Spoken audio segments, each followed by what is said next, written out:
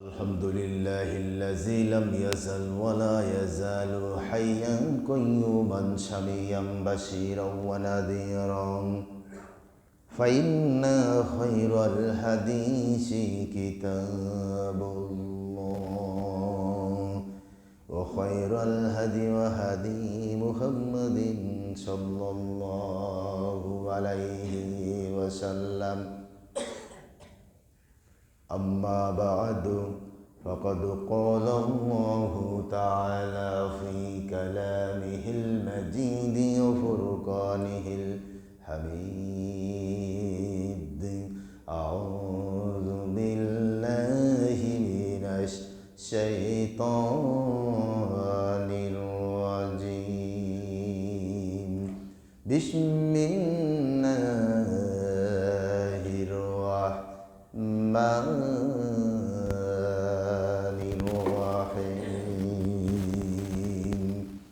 إن الذين كفروا من أهل الكتاب والمشركين في نار جهنم خالدين فيها أولئك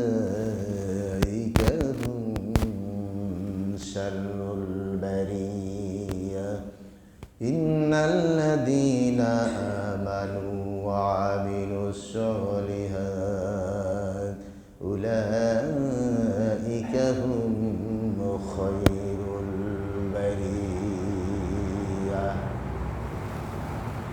صدق الله العظيم إلى آخر آيات।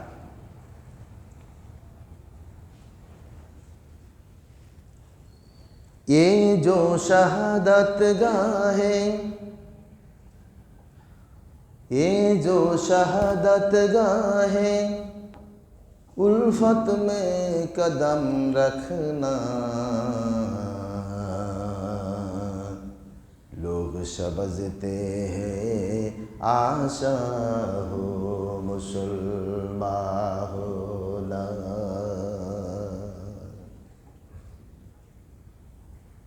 সৃষ্টির তারিফ।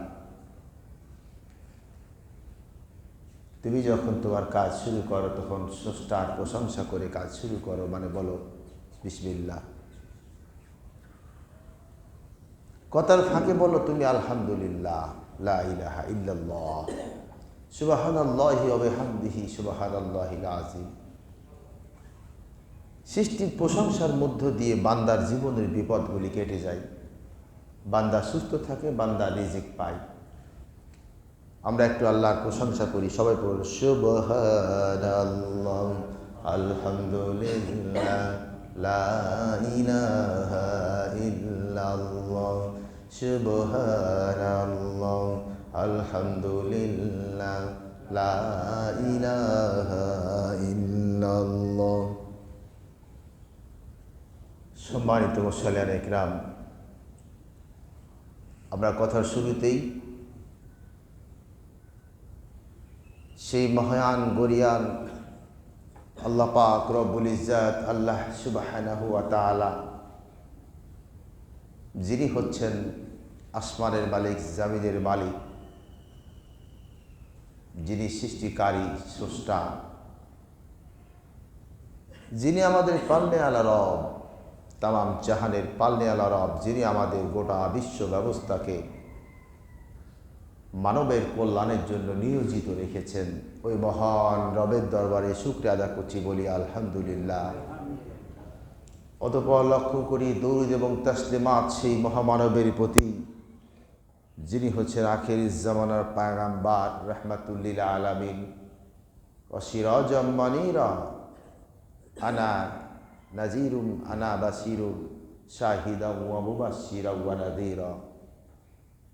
সে নবীর প্রতি দুরূদ এবং তাসলিমাত আমরা সংক্ষেপে বলি আল্লাহুম্মা সাল্লি আলাইহি। মুসল্লিয়ান ইকরাম, সূরা আল বাইয়িনা থেকে দুটো আয়াত তেলাওয়াত করেছি।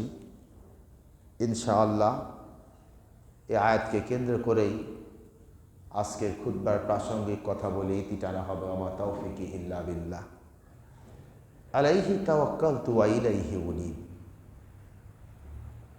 লক্ষ্য করুন, এই পৃথিবী নির্দিষ্ট একটা পরিক্রমার মধ্য দিয়ে চলে। সে যে ধর্মেরই হোক না কেন, হিন্দু, বৌদ্ধ, খ্রিস্টান, জুরাস্ট্রিয়ানিজম, ইহুদি, সে যতগুলি থাকুক, উপজাতি, সাঁওতাল, ডোম, ম্যাথ যাই থাক, প্রত্যেকে নির্দিষ্ট একটা পরিক্রমার গণ্ডির মধ্যে চলে। দর্শন শাস্ত্রের আলোচনা, পৃথিবীর মানুষ কিন্তু আসলে আইন তৈরি করেনি। আইন যখন তৈরি করেছিল আল্লাহ, এই আইনগুলিকে নকল করে কপি বানায়া বানায়া পৃথিবীর মানুষ নতুন নতুন কিছু তৈরি করতে গিয়ে সীমা লঙ্ঘন করেছে। তারা বহু দূরে চলে গেছে, কিন্তু তারা এটি বুঝতে পারে না। প্রত্যেকটি আইন আল্লাহ পাক পাঠাইছেন, এর আইনটিকে বিকৃত করে নতুন একটা কিছু তৈরি করেছে। আল্লাহ দিলেন ডেমোক্রেসি, গণতন্ত্র, এরা বানাইল খ্রিস্টান ডেমোক্রেসি। চাঁদাবাজ, লুটেরা, বাটপার, সন্ত্রাসী, ঋণ খেলাফি, দেশের টাকা পাচারকারী, জেনাকার, ছিনতাইকারী, লুটেরা, এইসব হয়ে গেল জাতির নেতা, এরা হয়ে গেল জাতির মহানায়ক। এর কারণ কি? ভুল তো কোথায় হয়েছে একটা, কোথাও আমরা সিদ্ধান্ত নিতে ভুল করেছি, যার কারণে এদের নামে তখন পৃথিবীর বুকে স্লোগান হয়, এদেরকে বড় বড় ডিগ্রি দেওয়া হয়, আর এদেরকে জাতির মহান নেতা বলে আখ্যা দেওয়া হয়। কোথাও something is wrong, we have to investigate it. এটা আমাদেরকে আবিষ্কার করার চেষ্টা করতে হবে, খুঁজে বের করতে হবে। ভুল যদি ধরতে না পারে, আমার ভুলটাই যদি আমি ধরতে না পারি, আমি সংশোধন হব কি করে? লক্ষ্য করুন, আমরা সবাই জানি মহাগ্রন্থ আল কোরআন হচ্ছে একটা জীবন ব্যবস্থার নাম। শুধু মসজিদ, ধর্মীয় উপাসনালয়, জিকির আজকার, জলসা মাহফিলের প্যান্ডেল, মিলাদ মাহফিল, কিছু ধর্মীয় ওকেশন, ধর্মীয় ফেস্টিভ্যালের মধ্যে মহাগ্রন্থ আল কোরআনকে সীমাবদ্ধ করা যাবে না। এটা রাষ্ট্রের মধ্যে একজন মুসলিম রাষ্ট্রের নাগরিক হওয়ার কারণে যেমন রাষ্ট্রের চাকরি করবে, সরকার থেকে সে আর্ন করবে, স্যালারি গ্রহণ করে তার পরিবার পরিচালনা করবে, একজন বৌদ্ধ মুসলিম রাষ্ট্রের বসবাসরত একজন বৌদ্ধ, হিন্দু, খ্রিস্টান সবাই তেমনিভাবে সরকার থেকে সুযোগগুলি মুসলমানের মতোই সমানে ভোগ করবে। এখানে কোনো পার্থক্য হবে না, নগরায়নের এখানে কোনো পার্থক্য নাই। কিন্তু যারা ঈমান আনবে, ঈমান এনে নিজেকে মুসলিম দাবি করবে, ওদের উপর ফরজ হয়ে যায় তখন কোরআনের আইনগুলি মান্য করা, এটা ওদের জন্য ফরজ হয়। আবাল বাশার, আদম আলাইহিস সালাম যখন এসেছিলেন, আদম আলাইহিস সালামের প্রতি আল্লাহ পাক কোন কিতাব নাজিল করেছিলেন তার সঠিক স্ট্যাটিক্স ডাটা পৃথিবীর বুকে নাই। তবে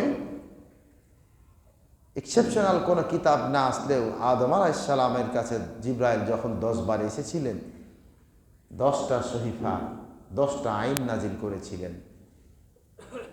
10টা আইনের মধ্যে হাবিল আর কাবিল দ্বন্দ্বে প্রথমে একটা আইন লঙ্ঘন হলো,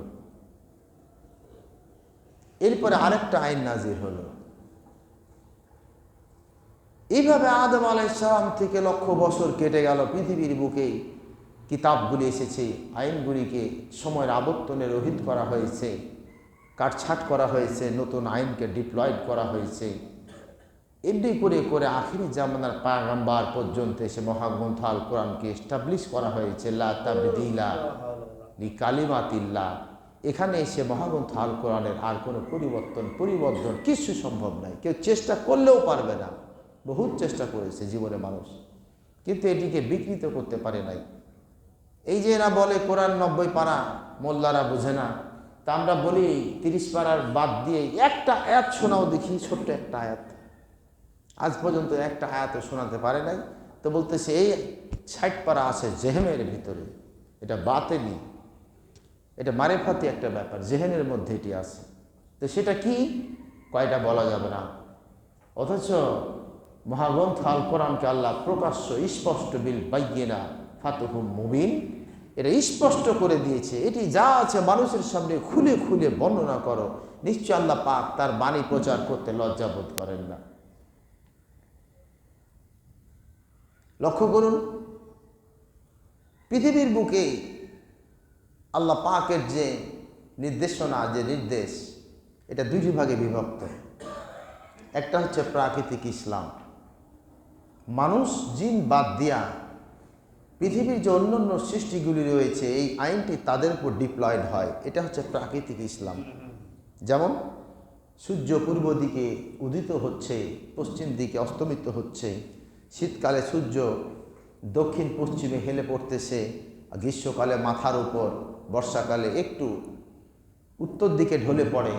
এই যে তার একটা অবস্থান, সেই কোটি কোটি বছর চলে গেল, সূর্য আজও পূর্ব দিকে উঠিত হয়ে পশ্চিম দিগন্তেই চলে যাচ্ছে, আইনের কোনো পরিবর্তন নাই। পৃথিবীর কত মানুষ আসলো গেল, কত শতাব্দী গেল, কত জামানা চলে গেল, কত নবীর রাসূল চলে গেল, কিন্তু তার কোনো পরিবর্তন নাই। ওটা প্রাকৃতিক ইসলাম। শুধু কিয়ামতের পূর্বে একদিন উঠে পড়বে পশ্চিমে, ওটা কিয়ামতের চূড়ান্ত লক্ষণ। পশ্চিম থেকে পূর্ব দিগন্তে চলে যাবে, পরের দিন আবার পূর্ব দিগন্তে উঠে যাবে। ততক্ষণে তওবার দরজা বন্ধ হয়ে যাবে, পশ্চিম দিগন্ত থেকে দাব্বাতুল আরদ বের হয়ে যাবে। এইগুলো হচ্ছে পৃথিবীর সমাপ্তি শেষ দিকে। কারণ পৃথিবীর সমাপ্তি শেষ দিকে কোথায়? এই পৃথিবী ধ্বংস হবে, এটা হবে, সেটা হবে, এবং মাহাদি আসবে, চলে আসছে। বড় বড় আলেমদের বড় ডেডলাইন। আসলে এগুলি এখনো বহু দূরে, বহু দূরে। জাবালিন আল ফুরাত, ফরাত শুকিয়ে যায়নি, পানি কমে গেছে। মহানন্দা নদী শুকিয়ে যায় নাই, পানির প্রবাহ কমে গেছে, ঠিক না? শুকিয়ে যাওয়ার মানে নদী হারিয়ে যাওয়া, বিলীন হয়ে যাওয়া।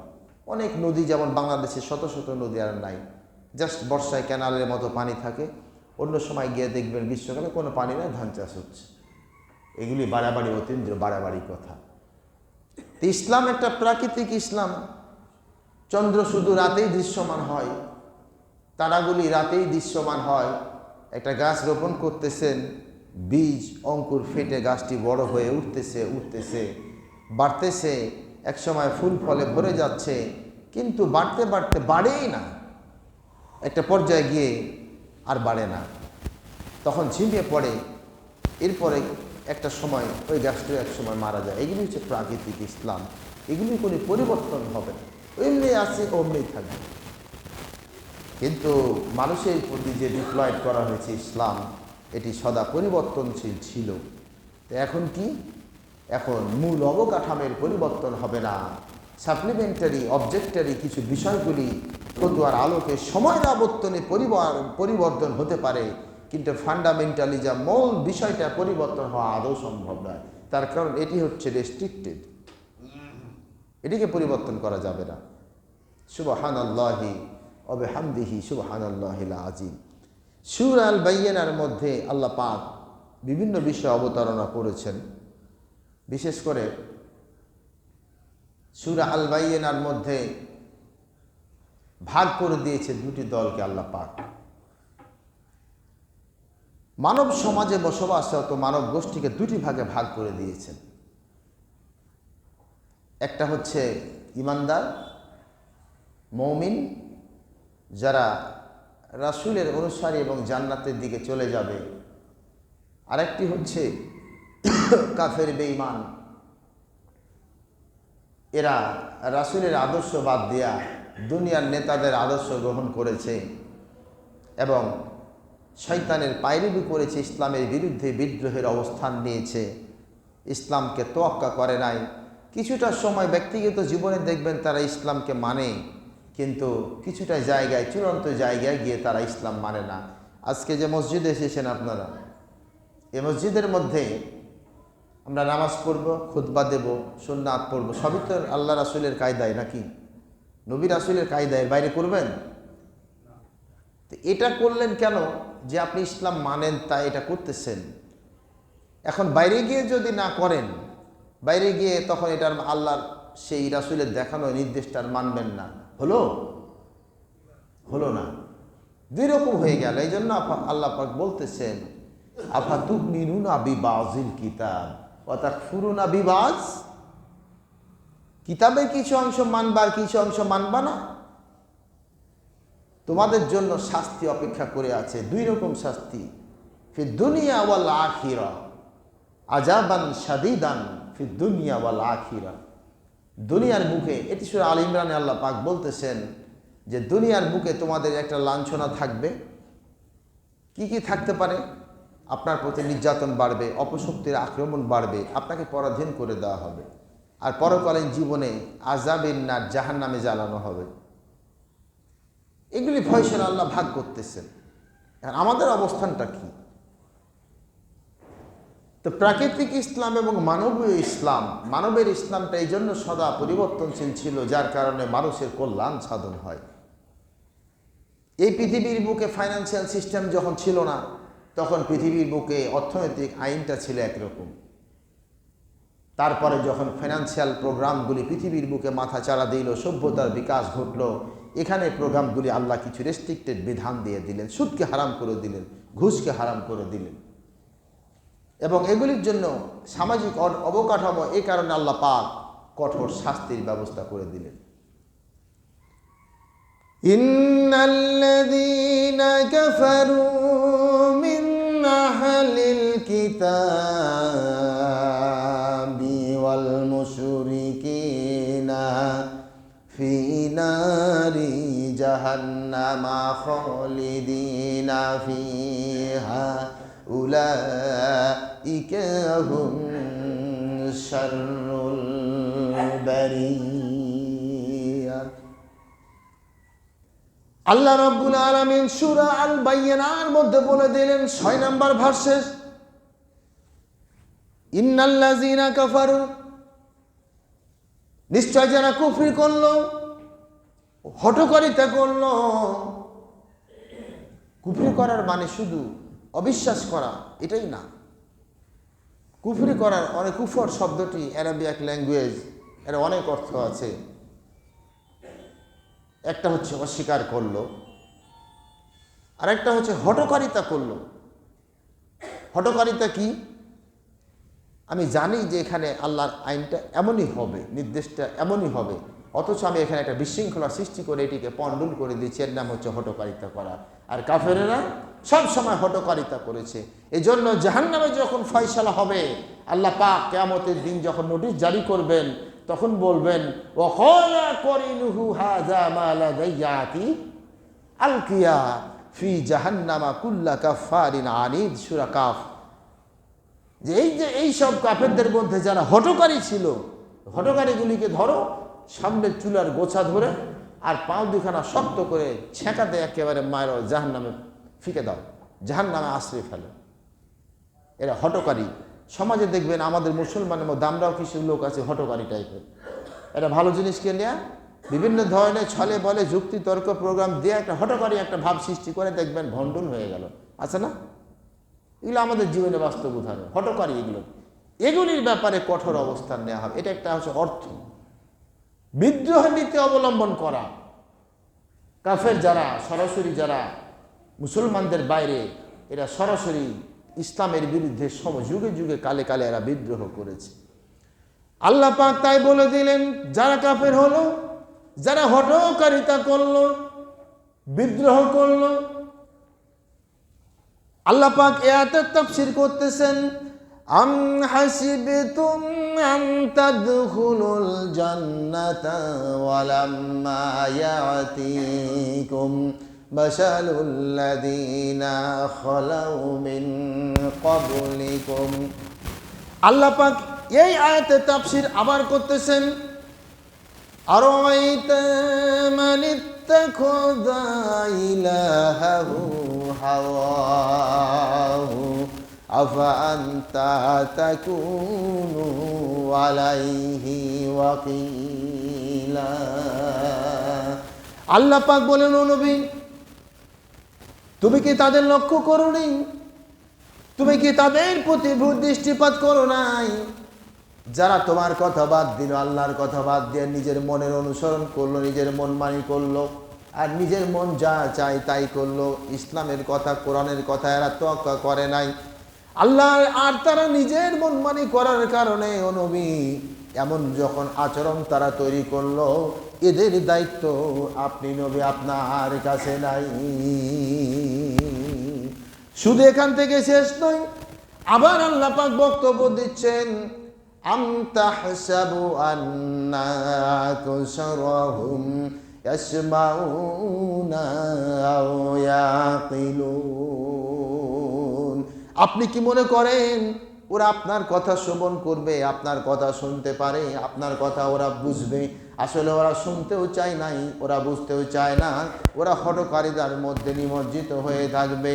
ইনহুম ইল্লা কাল আনআম বাল হুম আদাল্লু সাবিলা।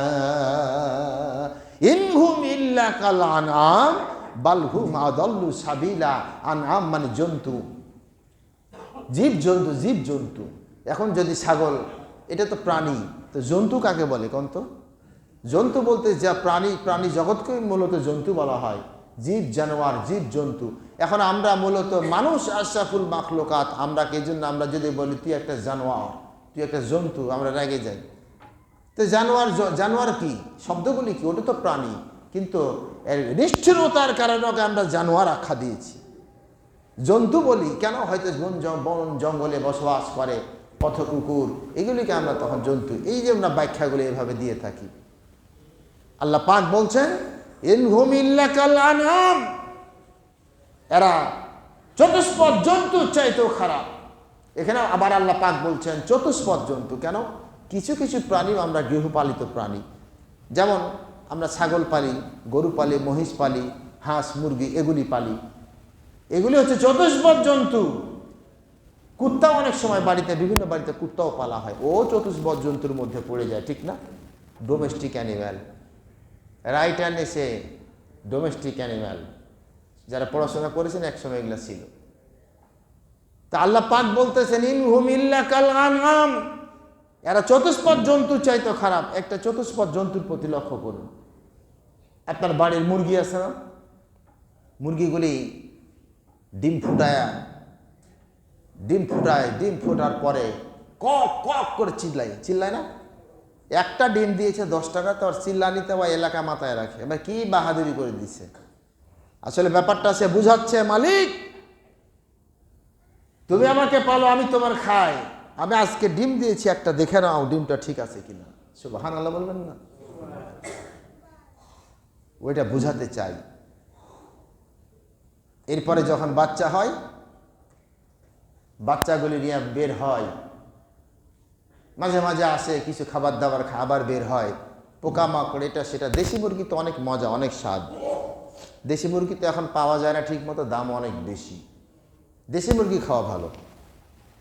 তো দেশি মুরগি এই বাচ্চাগুলো উঠার পরে দেখবেন বাচ্চাগুলি 10টা 12টা বাচ্চা 15টা বাচ্চা নিয়ে বের হয়, আসে নিয়ে যায়, সারাদিন বাচ্চাগুলিকে সে পাহারা দেয়। কোনো চিল শকুন যদি তাকে ছো মারে, সে চিলের সঙ্গে সঙ্গে উড়ে গিয়ে চিলটারে ধরে ফেলে, জীবন বিপন্ন করে সেই বাচ্চাগুলিকে সারাদিন হেফাজত করে। তারপর যখন সন্ধ্যা হয়ে যায়, আবার বাড়ি ফেরার সময় কুকুক কুকুক এই চিল্লাইতে থাকে। তার মানে মালিক আমি সারাদিন পর বাড়িতে এসেছি, কটা বাচ্চা ছিল দেখে না, আমি তো টবে ঢুকে পড়বো, আর দেখতে পারবা না, দেখে নাও ঠিক আছে কিনা, তোমার জিনিস ঠিক আছে কিনা দেখে নাও। সুবহানাল্লাহ বলবেন না? চতুষ্পদ জন্তুর উদাহরণ আল্লাহ কেন দিচ্ছেন? এই যে ধান কাটার এখন তো বলদ হাল চাষ এগুলি প্রায় উঠে যাচ্ছে যন্ত্রপাতির কারণে। এক সময় গরুর গাড়িগুলি দেখতাম, ছোটবেলায় দেখেছি, লাইন ধরে শত শত গরুর গাড়ি চলতো, ঠিক না? সারা বছর আবাদ করত, এত কষ্ট করত, খায়া না খায় আবাদ করে শরীরটা স্বাস্থ্যটা খারাপ হয়ে যেত। তারপরে গিয়া কি করতো, আবাদ শেষ করার পরে কিছুটা সময় অবসর পাইলে আবার খায়া খায়া শরীরটা ঠিক করতো, ঠিক না? তো মালিক যে হাল চাষ করবে, ধান উৎপাদন করবে, গরুও জানে, বলদ দুটা জানে। একটা বলদ 8-10 বছর একটা মালিকের আন্ডারে থাকে, মায়া বসে যায়। আল্লাহ পাক বলছেন ইনহুম ইল্লা কাল আনআম, এরা তো চতুষ্পদ জন্তু। এগুলি সে পরিবারের সদস্য হয়ে যায়। এখান থেকে রোহানপুর আমনোরা থেকে গরুর গাড়ি ছেড়েছে রাত 10টায়, তার এক গাড়ি চারা কিংবা ধান বহন করে নিয়ে আসছে, মালিক ঘুমায় গেছে, কিন্তু গরু বলদ ঠিকই জানে আমার বাড়ি কোনটা। আস্তে আস্তে রাত 2টার সময় বাড়িতে হাজির, বাড়ির গলিতে এসে গরুর গাড়ি দাঁড়ায় আছে, মালিক ঘুমাইতেছে, কিন্তু গরুগুলি আহারে বোঝা মাথায় নিয়া, কান্দে বোঝা নিয়া গাড়ি নিয়ে দাঁড়ায় আছে, চিৎকার করে মালিকের ঘুম ভাঙায় নাই। ফজরের আজানের পর মালিকের ঘুম ভেঙে দেখে গরু দুটি দাঁড়ায় আছে, গরু দুটি এখনো এমনিভাবে দাঁড়ায় আছে, সুবহানাল্লাহ। তখন আদর করে আর মালিকের চোখে জল চলে আসে, সুবহানাল্লাহ। ইনহুম ইল্লা কাল আনআম, এই চতুষ্পদ জন্তুগুলি তাদের মালিক চিনল, মুনিব চিনল। বালহুম আদাল্লু সাবিলা, কিন্তু এই শয়তানগুলি তার মুনিব চিনল না, মালিক চিনল না। এরা চতুষ্পদ জন্তু চাইতেও নিকৃষ্ট, সুবহানাল্লাহ। এই কুত্তাগুলিকে দেখেন, আপনি একটু যদি কুত্তা পালেন কি অবস্থা, আপনার প্রভু ভক্ত। সেদিন দেখলাম এক সাঁওতাল নাই, চলে গেছে কোথায়, তার কুত্তা বাড়ি পাহারা দিতে দিতে 1 মাস 1.5 মাস 2 মাস খায়া না খায়া নাই, তারপর তার বাড়িটা পাহারা দিচ্ছে, পাহারা দিতে দিতে না খায়া মরে গেছে। তার মালিক কখন আসবে সে পথ চেয়ে বসে থাকে, সুবহানাল্লাহ। এই জন্য আল্লাহ পাক বলতেছেন, হে মানুষ, আফালা তুবসিরুন, তুমি তাকাও,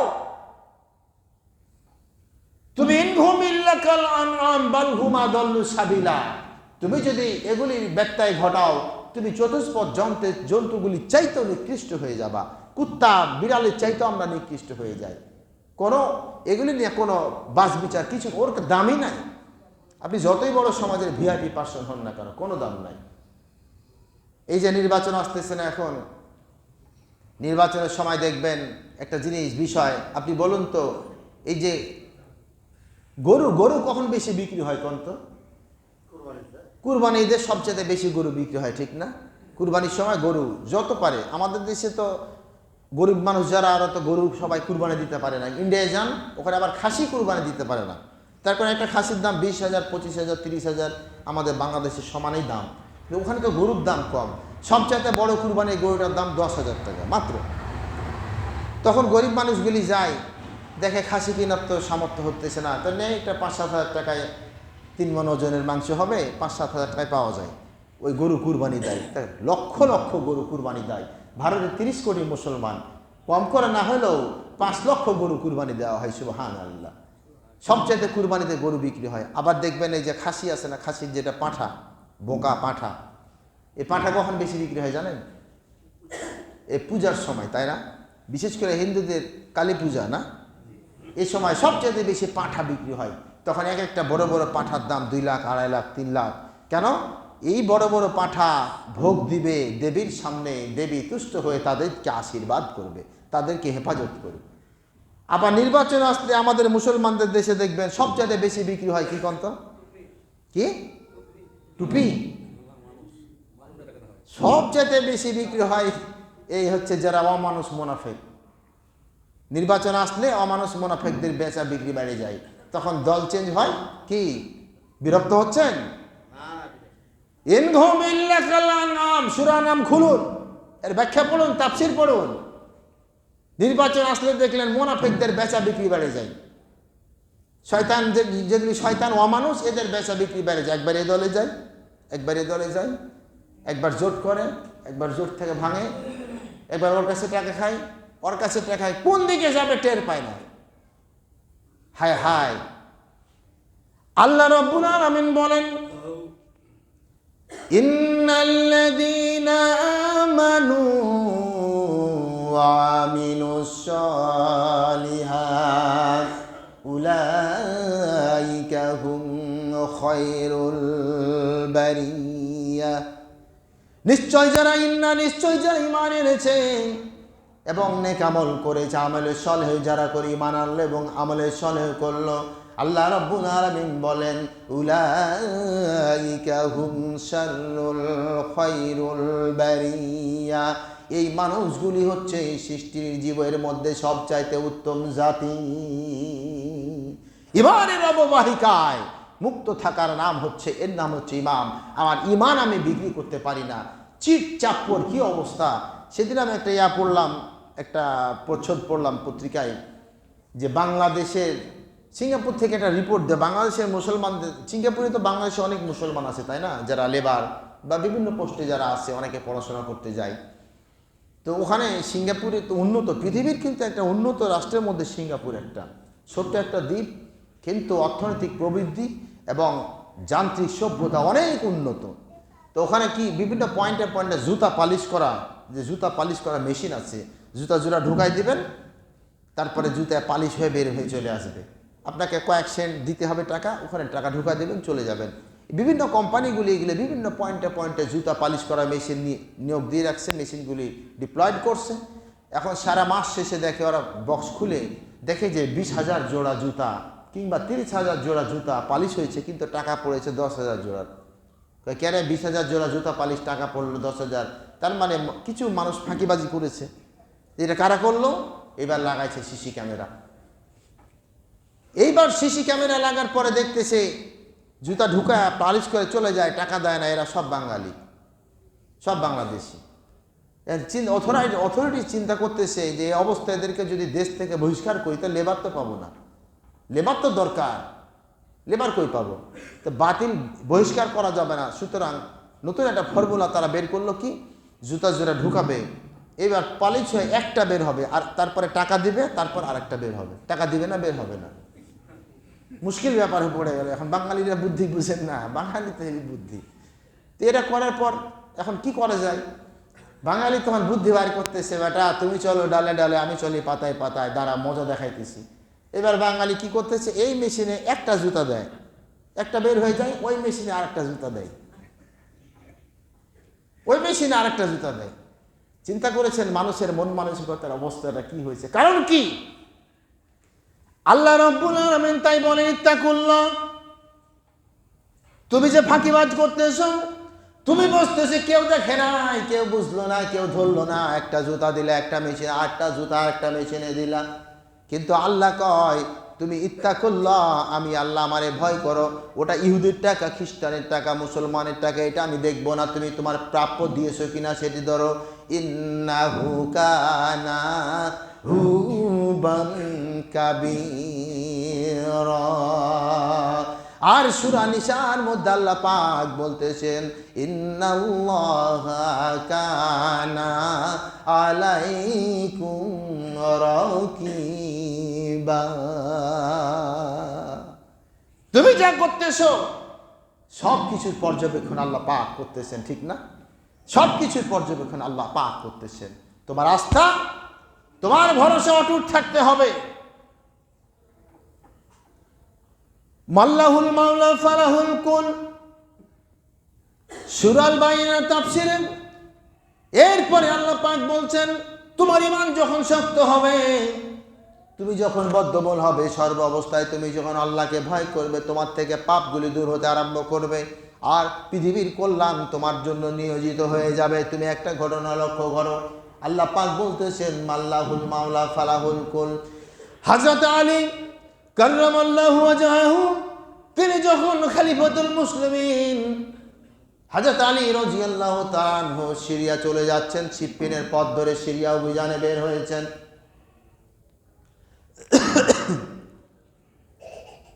তিনি সিফফিনের পথ, তিনি 7,000 সৈন্যবাহিনী নিয়ে সিফফিনের পথ দিয়ে চলে যাচ্ছেন, সিরিয়ায় যুদ্ধ অভিযান হবে। কিন্তু মরুর পথ, রাস্তা ভুল হয়েছে, সময় বেড়ে গেছে, তাদের খাদ্যের মজুদ, পানিগুলি, তাদের পানির মশক আর কারো কাছে নাই, পানি নাই, পানি শেষ হয়ে গেল। এইবার বুহাইরা পাদ্রীর অঞ্চলে গিয়া এইবার তার উম্মতেরা বলে, আলী আমাদের কাছে তো পানির মশক শেষ হয়ে গেছে, পানি তো আর নাই, পিপাসায় জিহ্বা ফেটে যায়, আমরা মরুভূকে আর তো 2টা দিন বাঁচতে পারবো না, আমরা কি অবস্থায় পড়ে গেছে। যাত্রা বিরতি করা হলো। ডুমুর বৃক্ষে ছাই সাহাবীরা বসে আছেন, পানি কেমনে পাওয়া যায়? সামনে দূরে দেখে একটা গির্জা, একটা গির্জা, খ্রিস্টান, ইহুদি খ্রিস্টানদের একটা বড় গির্জা রয়েছে। হযরত আলী হেঁটে হেঁটে সেই গির্জার কাছে গিয়ে পাদ্রীকে দেখলেন। পাদ্রীকে দেখার পরে বললেন, ও পাদ্রী, তুমি কি বলতে পারো, তুমি কি লোকেশন দিতে পারো এখান থেকে পানি কোথায় পাওয়া যেতে পারে? 7,000 সেনাবাহিনী পানির পিপাসায় কাতর হয়ে গেল, তুমি কি দিতে পারো লোকেশন কোথায় আমরা পানি পাইতে পারি? পাদ্রী বললেন, ও আগন্তুক, আমি চিনি না কোথায় অভিযানে যাও, কিন্তু এখানে পানি হবে না, এখান থেকে 10 মাইল দূরে পানির নহর তোমরা পাবে।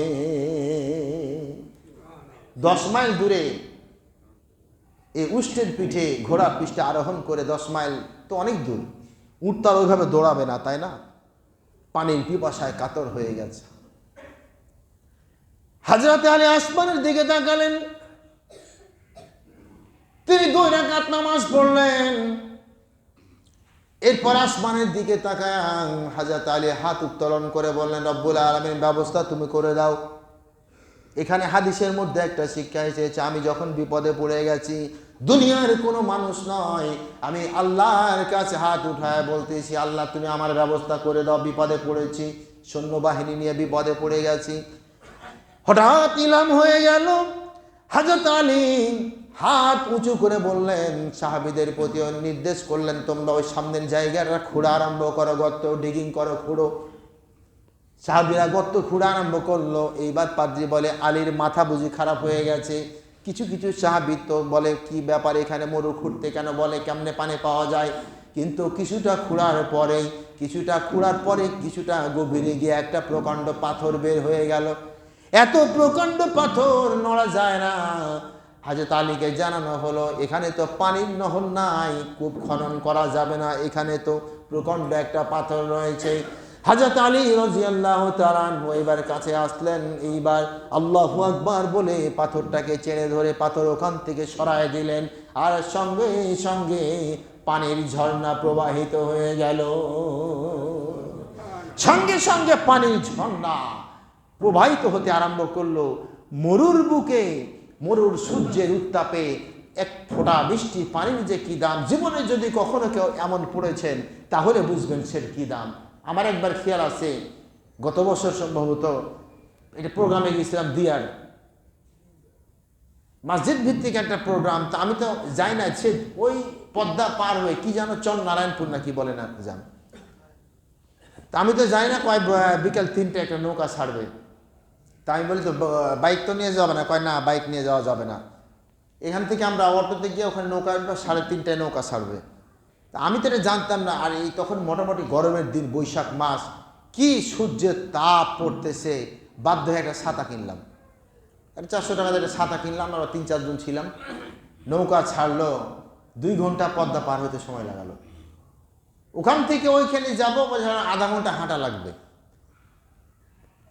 এই যে ফাঁকা মাঠে আধা ঘন্টা ধরে পদ্মার পাড় দিয়ে হাঁটছি, সরু আলি, মাটির যে জমির আইলগুলি আমি 3বার পড়ছি। অভ্যাস থাকা লাগবে আলির উপরে হাঁটার, 3বার পড়েছি আমি।